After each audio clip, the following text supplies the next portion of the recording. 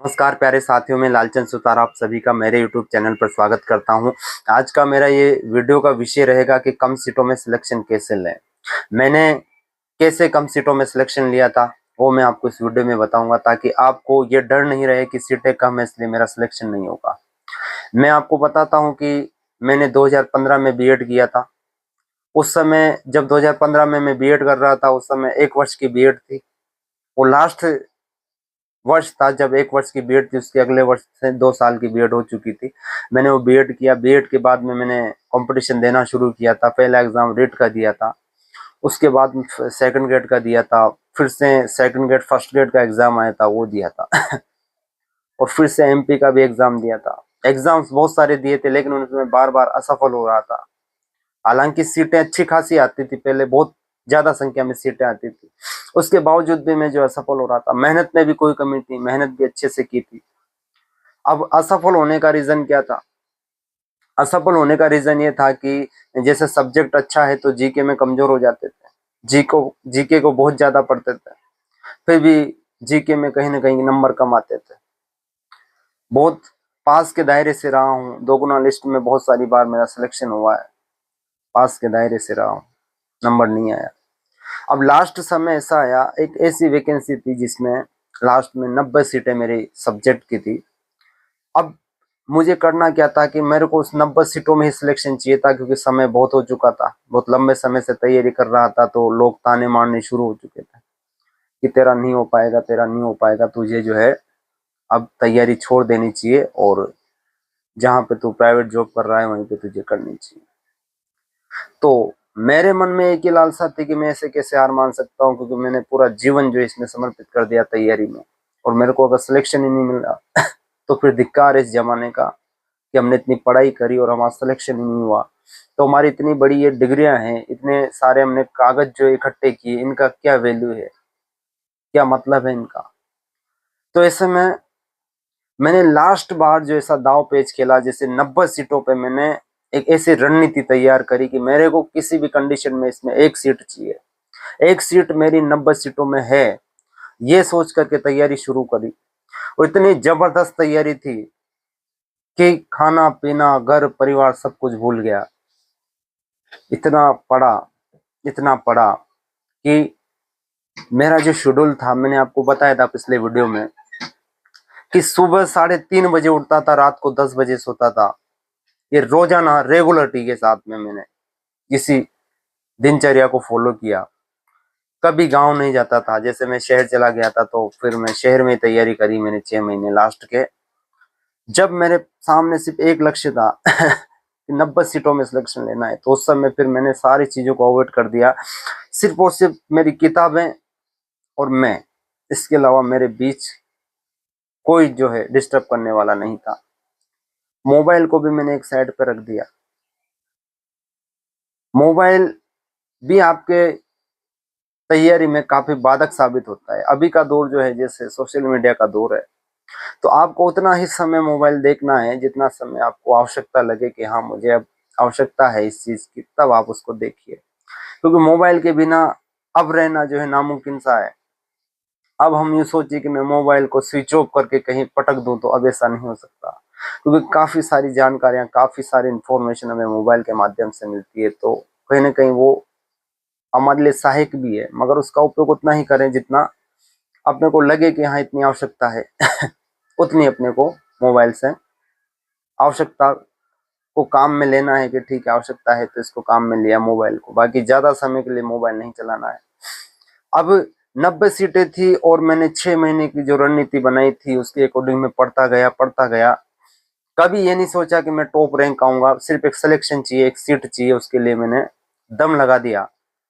और जब मैंने एग्जाम हॉल में प्रवेश किया, जब एग्जाम था उस दिन मैं जब पेपर देने गया, तो पेपर जब मैं पढ़ने लगा तो उस पेपर में जो प्रश्न छपे हुए थे, उन प्रश्नों का कहीं ना कहीं मेरा रिश्ता सा जुड़ गया। मुझे लगने लग गया कि हाँ यार मैंने ये वहां पढ़ा था, मैंने वहां पढ़ा था, मैंने वहां पढ़ा था। तो ऐसा ही आपके साथ भी अगर हो तो समझ लेना कि आपकी जो तैयारी है वो सार्थक हो चुकी है, आपका सिलेक्शन अब होने वाला है। क्योंकि जो पढ़ा हुआ हमारे आगे है, जितना हमने पढ़ा उसके अकॉर्डिंग अपना प्रश्न पत्र आ रहा है, तो फिर यूं समझना कि आपने बहुत अच्छी तैयारी की है, बेहतरीन तैयारी की है और आपका सिलेक्शन हो जाएगा। तो मैंने जीके का पेपर दिया, फिर सब्जेक्ट का पेपर दिया। तो जब मैंने सब्जेक्ट का पेपर दिया और मैं एग्जाम हॉल से बाहर आया, तो कहीं ना कहीं मेरा मन ग्लानि से भर आया और मुझे यूं लगने लगा कि यार अब सिलेक्शन हो जाएगा। अब जो है ये पेपर जिस प्रकार से गया है, अब मेरा सिलेक्शन हो जाएगा। और इस बात को मैंने सिर्फ अपने माइंड के अंदर रखी, अपने मन के अंदर रखी, किसी को शेयर नहीं किया कैसा पेपर गया, कैसा क्या हुआ। दोनों ओएमआर की कॉपी जो थी वो मैंने मेरी जो फाइल थी उसके अंदर रख ली और फिर किसी को नहीं बताया। मैंने कहा समय का इंतजार करो, समय जब आएगा तब अपने को स्वतः पता लग जाएगा कि हमारा रिजल्ट कैसा रहा, हमारा सिलेक्शन हुआ या नहीं हुआ। पहले से किसी को बताना मैं उचित नहीं समझता था, क्योंकि मैंने जो पिछली वैकेंसियां थी जिसमें मेरे बहुत अच्छे अच्छे मार्क्स आए थे, फिर भी मैं सिलेक्शन नहीं हो पाया था, 1 नंबर 2 नंबर ऐसे में रह जाता था। तो उस समय मैं बोल देता था कि इस बार मेरा हो जाएगा, मेरा बहुत अच्छा पेपर गया है, मैंने इतने क्वेश्चन कर दिए, वैसा हो गया वैसा हो गया।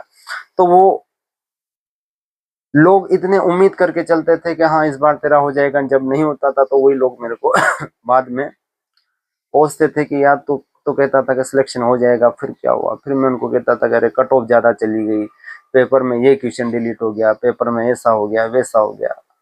तो लोग उस चीज को नहीं सुनते हैं, लोग सिर्फ सफलता देखते हैं कि सफल हुआ है या नहीं हुआ है, पेपर कैसा था, कितने डिलीट हुए, क्या हुआ, उनको उनसे कोई मतलब नहीं है। उनको सिर्फ मतलब यह है कि सिलेक्शन हुआ है या नहीं हुआ है। सिलेक्शन हुआ है तो ठीक है, नहीं हुआ तो फिर जो है ये सारी बातें जो है तू बना रहा है कि नंबर ऐसे नहीं आया वैसे नहीं आया। और वास्तविकता भी सही है, लोगों को सिर्फ सफलता ही अच्छी लगती है।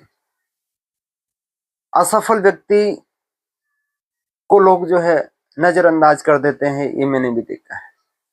मैंने मेरे लाइफ में एक चीज का भी गौर किया था कि जब मैं असफल हो गया था, मेरे दोस्त लोग सफल हो गए थे, तो बहुत सारे दोस्तों ने मेरे से बात करना ही बंद कर दिया। उन्होंने कहा कि अरे उसका तो नंबर ही नहीं आया, उससे क्या बात करे। तो उनका जो संप्रेषण करने की क्षमता थी, बात करने का जो जुनून था, वो कहीं ना कहीं दूर हो गया। वो मेरे से बात ही नहीं करते। और जब बाद में सिलेक्शन हुआ, अच्छी रैंक से हुआ, सब तरफ वायरल हुआ, तो फिर से कॉल आना शुरू हो गया, अरे कि तेरा मैंने देखा था यार, इतना रैंक से हुआ है, वो हुआ है। तो मैंने कहा जब मैं असफल था तब तुम लोग कहाँ थे। तो कहीं ना कहीं बात ऐसी होती है कि व्यक्ति सफल होता है तभी उसकी मान्यता होती है। तो मित्रों, मैं इस वीडियो में आपको यही कहने आया था कि मेहनत इतनी जोरदार कीजिए कि सफलता जरूर आपकी सुनिश्चित हो। आपको किसी भी कंडीशन में सफल होना है, इसके लिए आपको जो भी समय बचा हुआ है इसमें आपको ढंग से पढ़ना है, अच्छे से पढ़ना है। सारी चीजों को आप त्याग दीजिए, जो भी आपके मार्ग में आए, जो भी आपकी पढ़ाई में बाधा उत्पन्न करे, उन सारी चीजों को अवॉइड कर दीजिए और फिर देखना सिलेक्शन कैसे नहीं होता है। ये मत सोच के चलिए कि मैंने ये नहीं पढ़ा, मैंने वो नहीं पढ़ा, मेरे पास समय कम है, मेरे पास सीटों की संख्या कम है, मेरे सब्जेक्ट में सीटें नहीं है। कोई मायने नहीं रखता है। अगर आपने दिल से तैयारी की है और अच्छे से तैयारी की है तो आपका सिलेक्शन 101% होगा। सीटें मेरे समय भी कम थी, 90 सीटें थी। 90 सीटों में 11वीं रैंक हासिल करना मेरे लिए सबसे बड़ी बात थी। लेकिन मैंने रैंक के लिए कभी पढ़ाई नहीं करी कि मेरा रैंक ऐसा हो जाएगा, मेरा रैंक वैसा बन जाएगा। मैंने सिर्फ एक सीट के लिए तैयारी करी कि सिर्फ एक सफलता मिलनी चाहिए। बेरोजगारी का धब्बा है जो मिटना चाहिए, बाकी अपने को रैंक से कोई ये नहीं।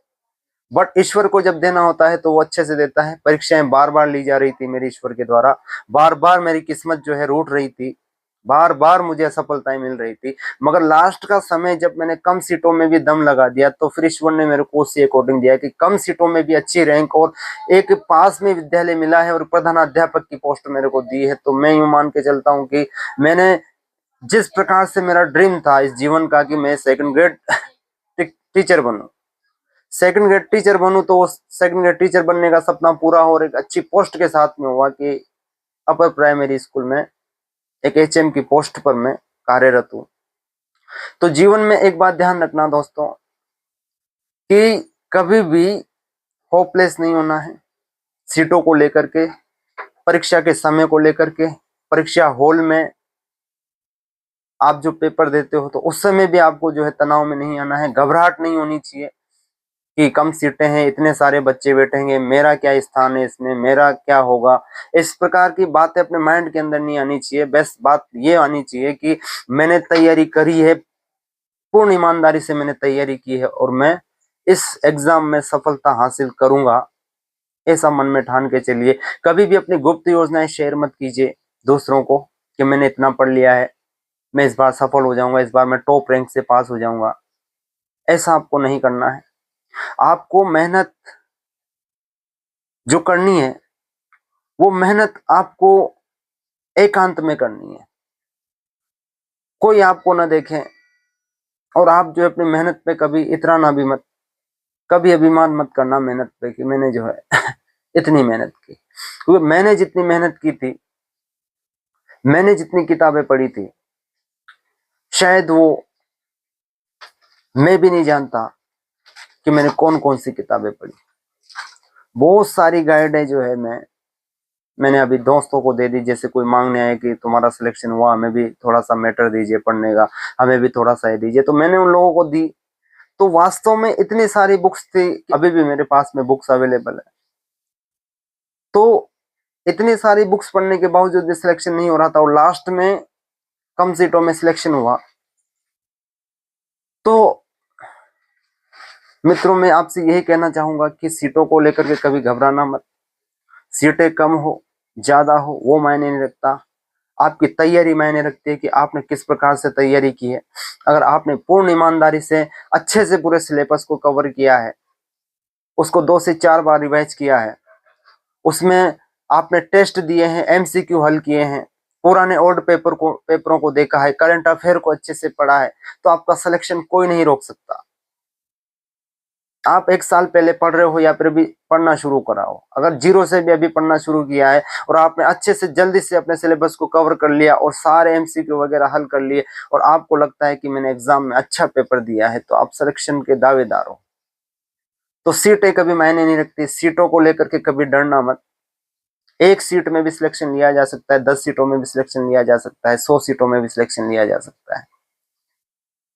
बस हौसला होना चाहिए और नेगेटिविटी से दूर अपने को रहना होगा। नकारात्मक दोस्तों से दूरी बनाइए। जो लोग कहते हैं कि सीटें बहुत कम है, इसमें नहीं होगा, उसकी तैयारी कर ले, ये सीटें बढ़ जाएगी तो मैं उसमें तैयारी कर लूंगा। नहीं, आपको जो लक्ष्य है उससे डिगमिगाना नहीं है। जो आपका लक्ष्य है उसी पे चलना है और अच्छे से उसकी तैयारी करनी है, तब जाके सफलता मिलेगी।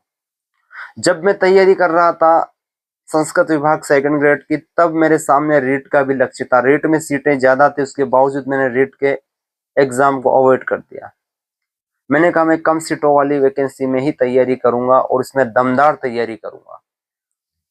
और हुआ यही कि जो भीड़ जो है रेट में दौड़ रही थी, वहीं मैं कम सीटों वाली वैकेंसी में तैयारी कर रहा था और लास्ट में मेरा सिलेक्शन हुआ। तो मैं आपसे ये कहता हूं कि आप भी जो है सीटों से कभी मत घबराना, तैयारी कीजिए, सिलेक्शन आपका जरूर होगा। मेरी बातों से अगर आपको कुछ ठेस लगी हो, कुछ बुरा लगा हो तो क्षमा चाहता हूं। बाकी अगले वीडियो में फिर से नई जानकारी के साथ में उपस्थित होऊंगा। तब तक के लिए आप सभी को मेरा धन्यवाद।